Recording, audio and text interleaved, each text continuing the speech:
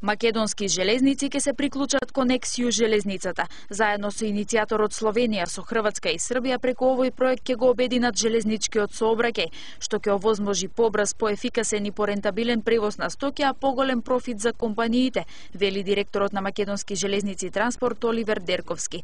Многобројните процедури кои што сега ја кочат работата ќе бидат отстранети. Ова се однесува исклучиво на товарниот сообраќај, значи нудење на подобра услуга во товарниот сообраќај, која што предпоставува нудење по целата должина на трасата на коридорот 10, воз кој што би се движел без поголеми формалности и процедури кои што сега во моментов ги отежнуваат движењето на нашите возови.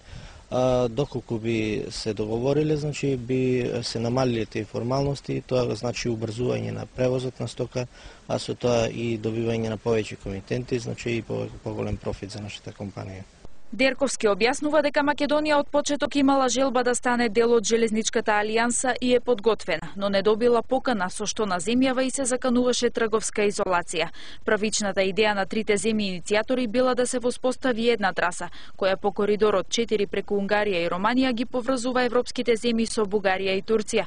Поканата за македонски железници дошла откако Словенија, Хрватска и Србија ја увиделе важноста на коридорот 10 кој минува низ Македонија. Следната недела директорот Дерковски ќе присуствува на состанокот во Љубљана, каде ќе се договараат деталите околу функционирањето на железничката алијанса.